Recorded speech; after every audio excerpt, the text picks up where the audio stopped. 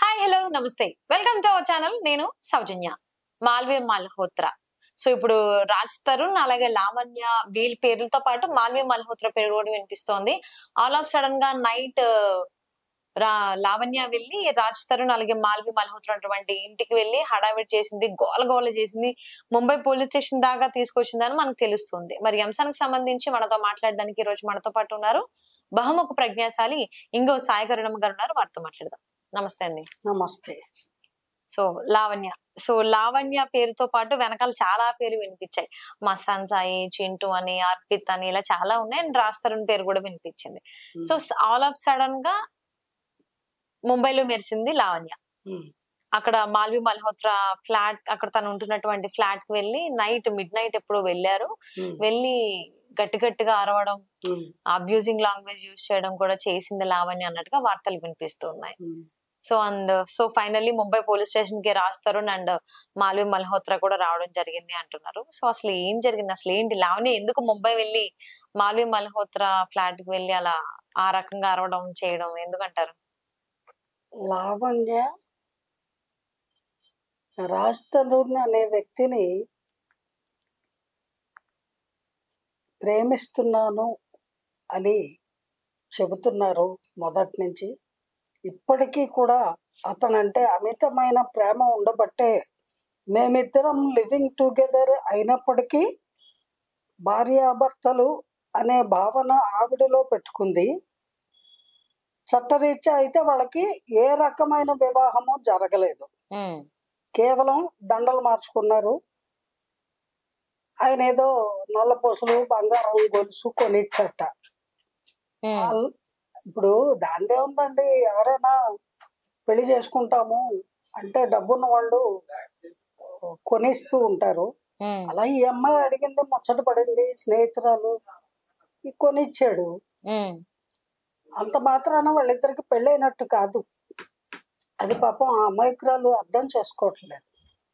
అతని పట్ల ఉన్నటువంటి ప్రేమ నిజమైన ప్రేమే గనక అయితే ఆవిడ ఎలా ప్రవర్తించకూడదు. ఎలా ప్రవర్తించాలి? ప్రేమతో అతన్ని ఆకట్టుకొని పెళ్లి చేసుకొని లక్షణంగా కాపురం చెయ్యాలి. అంతేగాని దుర్వ్యసనాలు అలవాటు చేసుకొని అనేక మందితో లివింగ్ టుగెదర్లో ఉంటూ ఆవిడ ఎంతో మంది బాయ్ ఫ్రెండ్స్ ఉన్నారట ఆవిడకి. వింటున్నాం కదా, ఆవిడే చెప్పింది. ఎవరో మస్తాన్ సాయి అని పేరు చెప్పింది, చింటూ అంటుంది, ఇంకేదో పేరు అంటుంది, ఇంకేవో చెప్తూ ఉంటుంది. ఒక్కొక్క ఛానల్లో ఒక్కొక్క పేరు వినిపిస్తూ ఉంటుంది. అలాగా అనేక మంది పేర్లు ఆవిడే స్వయంగా చెబుతూ, మరోపక్క వాడు నావాడు, రాజ్ తరుణ్ నావాడు అంటే, రాజ్ తరుణ్ అనేటువంటి వ్యక్తి ఒక మగపిల్లవాడు కదా, అతనికి కూడా ఒక మనసు ఉంటుంది, ఈగో ఉంటుంది, మంచి చెడు నిర్ణయాలు తీసుకునే వయసు ఉంది. అతను ఈ అమ్మాయితో ఈ సహజీవనం ఇంకా ఆపేద్దాము, ఇటువంటి వ్యక్తితోటి జీవితాంతం వేగడం కష్టము అనేటువంటి నిర్ణయానికి వచ్చాక 2017లో అమ్మాయికి చెప్పేశాట, నీ దారి నువ్వు చూసుకో, నా దారి నేను అని చెబితే, ఎలా చెప్పాడు, నువ్వు నాకు కష్టకాలంలో సహాయం చేసావు కాబట్టి కావాలంటే ఈ ఇంట్లో ఉండు, బట్ నీకు నాకు మాత్రం ఏ విధమైన సంబంధాలు ఉండవు ఇంకా అని చెప్పి అతని వృత్తిలో బిజీ అయిపోయాడు. అతని ప్రొఫెషన్లో ఏదో వేళకి వెళ్తాడు, షూటింగ్లు చేసుకుంటాడు, వస్తాడు, ఇంట్లో తిని పడుకుంటాడు. అతని పోర్షన్లో అతను ఉంటున్నాడు, ఆవిడ పై పోర్షన్లో ఆవిడ ఉంటుంది. ఎక్కడో ఒక పోర్షన్లో ఆవిడ కార్యకలాపాలు, ఆవిడ కాలక్షేపాలు, ఆవిడ బాయ్ ఫ్రెండ్స్, ఆవిడ హ్యాబిట్స్ ఆవిడ కంటిన్యూ చేసుకుంటూ అలా కలిసి ఉన్నారు. ఎప్పటి వరకు గత 3-4 నెలల క్రితం దాకా ఉన్నారట. ఇదంతా వాళ్ళు చెప్పిందే, మనకు తెలీదు. ముఖ్యంగా లావణ్య గారు అందరికీ చెప్తున్న విషయాలు ఇవి. ఈ సందర్భంలో ఆవిడ ఈ రకంగా ఆయన ఎక్కడ ఉన్నాడు అనేది రీసెర్చ్ చేయడం కోసం అనేక ప్రయత్నాలు చేస్తూ ఆయన ఇల్లు వదిలి వెళ్ళిపోయాడు, ఈవిడ దాష్టికం భరించలేక.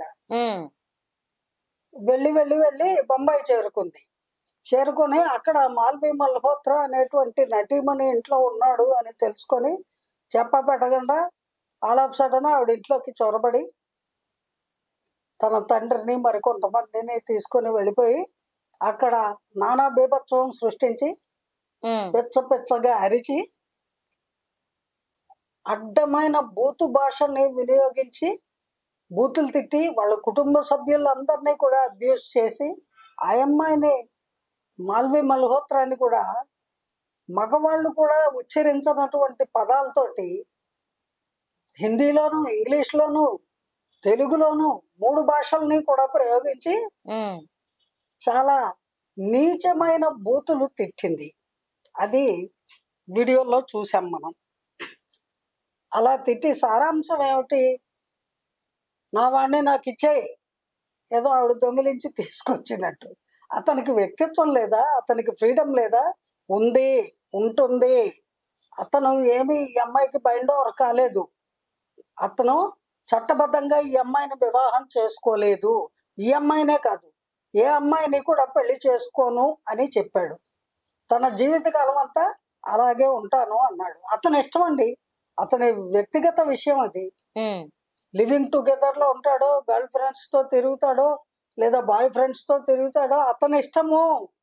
హూ ఇస్ షీ అని ఈవిడ అడుగుతుందిగా. ఇప్పుడు నేను అడుగుతున్నా, హూ ఆర్ యూ? ఎవరు నువ్వు? You are a ex girlfriend, not now. అది కొంచెం గుర్తించి లావణ్య గారు తన హద్దుల్లో ఉండి ఇప్పటికైనా నిజమైన ప్రేమ కనుక అతని పట్ల ఉంటే మంచి మర్యాదగా ప్రవర్తిస్తే అతను కనీసం మాట్లాడే అవకాశం ఉంది. అతను మాట్లాడడానికి కూడా ఇష్టపడలేదు ఆ అమ్మాయితోటి. అందుకే అతను ఆ ఇంట్లోంచి వెళ్ళిపోయాడు. తన సొంత ఇల్లే అయినా వదిలేసి బయట ఉంటున్నాడు. అతను బొంబాయి వెళ్తాడు, బొంబాయి వెళ్తాడు, గోవా వెళ్తాడు, అమెరికా వెళ్తాడు, అండమాన్ వెళ్తాడు, ఎక్కడికో వెళ్తాడు, షూటింగ్లు ఉంటే వెళ్తాడు, లేదా ఫ్రెండ్స్ తో టైం పాస్ చేయడానికి వెళ్తాడు. ఆవిడ ఎవరు అసలు అడగడానికి? ఏ హక్కుతో అడుగుతోంది?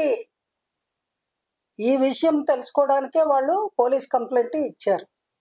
అలా అకారణంగా ఒక యాక్ట్రెస్ ఇంట్లోకి దౌర్జన్యంగా ప్రవేశించడమే కాకుండా నానా బూత్ మాటలు తిట్టి వాళ్ళందరినీ చాలా మానసికంగా టెన్షన్కి గురి చేసింది. కాబట్టి వాళ్ళు పోలీసుల్ని ఆశ్రయించారు. పోలీసులు ఏం చేశారు, ఈ విషయాన్ని మొత్తము విచారిస్తున్న సందర్భంగా ఈ అబ్బాయిని కాసేపు బయట కూర్చోమ్మా అన్నారట. ఎందుకని, ఈవిడికి రకరకాల అలవాట్లు ఉన్నాయి కదా. వెంటనే సిగరెట్లు కాల్చడం, ఆ టెన్షన్కి ఏదో అవసరమైతే కొంచెం తీర్థం సేవించడం, ఇలాంటివి ఏవో ఉంటాయి ఆవిడకి, లావణ్య గారికి. ఆవిడకి మామూలు విషయాలని ఆవిడే చెప్తోంది. నేను తాగుతానండి, నేను స్మోక్ చేస్తాను అని ఎన్నోసార్లు చెప్పింది, ఎన్నో ఛానల్స్. అంటే ఆవిడ వ్యక్తిగతం, మనం ఇంకా అది కూడా మాట్లాడద్దు. అవును.